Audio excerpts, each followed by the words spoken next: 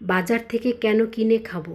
কয়েক প্রকারের সবজি দিয়ে ঘরে বসে যদি এত সুস্বাদু চপ বানানো যায়, চপ বানানোর জন্য এখানে আমি কড়াইতে সাদা তেল দিয়েছি, চায়ের চামচের হাফ চামচ গোটা জিরা দিয়েছি, আর দিয়ে দিলাম এখানে আদা আর রসুন কুচি। এখানে আদা রসুনের কুচির পরিবর্তে আদা রসুনের পেস্টও ব্যবহার করতে পারেন। তা আদা আর রসুন আর জিরা আমি প্রায় 30 থেকে 40 সেকেন্ডের মতন ভেজে নিয়েছি। এতে করে খুব সুন্দর একটা ফ্লেভার এসেছে।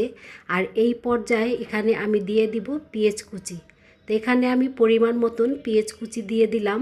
তাই পেঁয়াজটাকে আমি কিন্তু লাল করে ভাজবো না, জাস্ট যখন একটু মজে আসবে তখনই এক এক করে আমি সবজিগুলো দিয়ে দিব।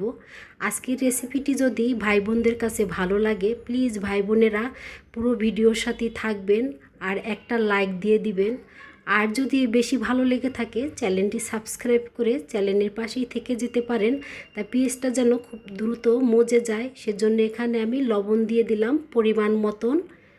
অনেক বাচ্চারা আছে সবজি খেতে পছন্দ করেন না, তাদেরকে এভাবে চপ বানিয়ে দিলে খেতে কিন্তু তারা অনেক বেশি পছন্দ করবে।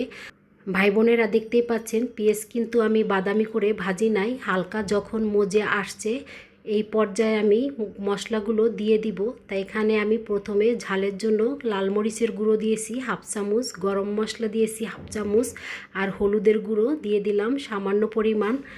গরম মশলার পরিবর্তে এখানে আপনারা ম্যাগি মশলাটাও ব্যবহার করতে পারেন। আর আমি মশলাগুলো কিন্তু তেলের সাথে ভালো করে ভেজে নিয়েছি। এই পর্যায়ে আমি সবজিগুলো দিয়ে দিব। তাই এখানে আমি প্রথমে গাজর দিয়ে দিলাম, আর গাজর কিন্তু ভাই বোনেরা আমি গ্রেট করে নিয়েছি, আপনারা চাইলে কুচিও নিতে পারেন। তাই সামান্য একটু নেড়ে চেড়ে নিলাম। এখন আমি দিয়ে দিব এখানে বাঁধাকপি। আমার হাতের কাছে যেই সবজিগুলো ছিল সেই সবজিগুলো দিয়েই আজকে আমি এই চপ বানিয়েছি। এখন দিয়ে দিব আমি বিট, আর এখানে ছোট্ট একটা বিট ছিল ফ্রিজে, আর সেই সবজিটাও এখানে আমি দিয়ে দিলাম। এতে খুব সুন্দর একটা কালারও আসবে। আর কয়েক প্রকারের সবজি দিয়ে যে কোনো চপ বানালে কিন্তু খেতে ভালো লাগে, কারণ এক একটা সবজির ফ্লেভার কিন্তু এক এক রকমের হয়ে থাকে। আর সব ফ্লেভার যখন একসাথে মিলে যায় তখন কিন্তু সেখানে অসাধারণ একটা ফ্লেভার তৈরি হয়। তো এই কথাটা যে সকল ভাই বোনেরা জানেন তারা তো জানেন, আর যারা জানেন না তারা এভাবে একবার বানিয়ে খেয়ে দেখতে পারেন। তাই ফ্রিজে মটরশুঁটি ছিল, সেখান থেকে সামান্য পরিমাণ মটরশুঁটি দিয়ে দিলাম। এখন আমি নেড়েচেড়ে সবজিটাকে রান্না করে নিব। আর আজকে এখানে আমি একটা ভাজা মশলা ব্যবহার করব, আর সেই ভাজা মশলার কারণে কিন্তু এই চপটা খেতে আরও বেশি মজা হবে। আরেকটা কথা ভাই বোনেরা, এখানে কিন্তু আমি ডিম ব্যবহার করেছি, তবে ডিমটা কিন্তু আমি এই সবজিতে দেই নাই। সেটা কিভাবে দিয়েছি পুরো ভিডিওটা দেখলেই আপনারা বুঝতে পারবেন। তা সবজিটা কিন্তু মজে গেছে। এই পর্যায়ে আমি এক এক করে আরও 2টি উপকরণ এখানে ব্যবহার করব। একটা আলুকে 4 পিস করে সিদ্ধ করে নিয়েছিলাম, সেখান থেকে আমি 2 পিস ভেঙে দিচ্ছি। তা এখানে আপনারা সিদ্ধ আলুর পরিবর্তে কাঁচা আলুটা গ্রেট করেও দিতে পারেন, সম্পূর্ণ আপনাদের পছন্দ মতন করে দিয়ে নিতে পারেন। এখানে আমি বাইলিংয়ের জন্য চায়ের চামচের উঁচু উঁচু করে 2 চামচ বেসন দিয়ে দিলাম। এখন আমি সব উপকরণগুলো ভালো করে প্রায় 1 মিনিটের মতন রান্না করে নিব।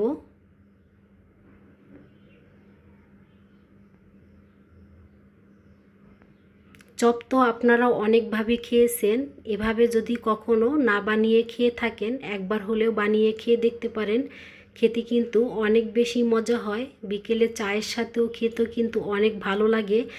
এখন আমি কিছু গোটা মশলা কড়াইতে দিয়ে ভেজে নিব। তা প্রথমেই এখানে আমি জিরা দিয়েছি, তারপরে ধইনা, আর দিয়ে দিব একটা শুকনা মরিচের মাঝ বরাবর ছিঁড়ে দিয়ে দিচ্ছি, কারণ ঝালটা যে যেরকম খান সেইভাবে দিয়ে নেবেন। তবে ঝালের পরিমাণটা এই চপে বেশি হলে কিন্তু খেতে ভালো লাগবে না, একটু মিষ্টি মিষ্টি হলে কিন্তু খেতে ভালো লাগবে। তাই ঠান্ডা হওয়ার পরে আমি গুঁড়ো করে নিয়েছি, এখন আমি এই মশলাটা দিয়ে দিচ্ছি। তা ভাজা মশলাটা আমি ভালো করে এই সবজির সাথে মিশিয়ে নিচ্ছি। এখানে ভাজা মশলা দেওয়ার পরে খুব সুন্দর একটা গন্ধ আসছে, আর এই গন্ধটা শুধু আমিই পাচ্ছি। আপনারা পাবেন। যদি এই রেসিপিটি তৈরি করে খেয়ে দেখেন তখনই বুঝতে পারবেন যে রেসিপিটি খেতে কতটা মজা ছিল। রান্না করা হয়ে গেছে, চুলার থেকে নামিয়ে ঠান্ডা করে নিচ্ছি।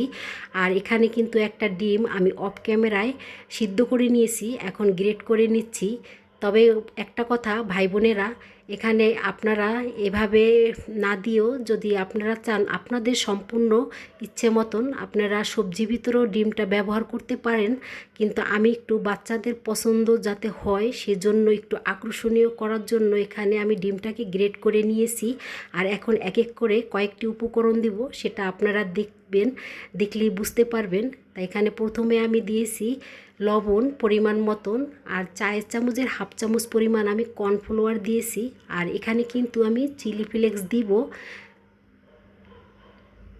তার আগে আপনাদেরকে আমি দেখাচ্ছি এভাবে আমি ছোট ছোট করে মুঠি পেকে লাড্ডুর মতন করে বানিয়ে নিব। তাই লাড্ডুর মতন করে বানিয়ে নিয়েছি সবগুলো। এখন আপনাদেরকে আমি একটা বানিয়ে দেখাচ্ছি। এটা তো আপনারা সবাই পারেন, তবে ভিডিও করছি তাই আপনাদেরকে দেখাচ্ছি বানানোটা কতটা সহজ। রেসিপিটি আপনারা চাইলেও বানিয়ে খেয়ে দেখতে পারেন, সত্যি অনেক মজার। তাই এভাবে আমি গোল আকারে করে সবগুলো চপ বানিয়ে নিয়েছি। আর এখানে আমি আটা একটু পানি দিয়ে আর লবণ দিয়ে গুলিয়ে নিয়েছি একদম পাতলা করে। এখন আমি চপগুলোর গায়ে একটু লাগিয়ে নিয়েছি আর ব্রেড ক্রাম্বসের উপরে দিয়ে দিলাম। তাই এখানে আমি পাউরুটি দিয়ে ব্রেড ক্রাম্বস বানিয়ে নিয়েছি, এখন গায়ে একটু মুড়িয়ে লাগিয়ে নিয়েছি। কি বলেন ভাই বোনেরা, রেসিপিটি কি খেতে ভালো লাগবে? অবশ্যই ভালো লাগবে। অফ ক্যামেরায় আমি এখানে তেল দিয়েছি, আর তেলটা যখন গরম হয়েছে তখন একটা একটা করে চপগুলো আমি তেলে ছেড়ে দিচ্ছি। এখন আমি উল্টিয়ে পাল্টিয়ে চপগুলোকে একদম লাল লাল করে ভেজে নিব। তা আজকের রেসিপিটি যদি ভালো লাগে, আর যে সকল ভাই বোনেরা এখন পর্যন্ত ভিডিওটা দেখছেন ধৈর্য সহকারে কিন্তু একটা লাইক দেন নাই, প্লিজ ভাই বোনেরা একটা লাইক দিয়ে দিবেন। আর এভাবে নিত্য নতুন রেসিপি দেখার জন্য এই চ্যানেলটি সাবস্ক্রাইব করে চ্যানেলের পাশে থেকে যেতে পারেন। তাই দেখতেই পাচ্ছেন ভাই বোনেরা লাল লাল করে ভেজে নিয়েছি, এখন আমি তেলের থেকে উঠায় নিচ্ছি। আর দেখতে কতটা লোভনীয় হয়েছে, চপটা খেতেও কিন্তু অসাধারণ ছিল, সত্যি অনেক মজা। তা ভিতরে যে আমি ডিম দিয়েছি সেটা আমি অফ ক্যামেরায় কেটে আপনাদেরকে দেখালাম, দেখতে কতটা লোভনীয় হয়েছে।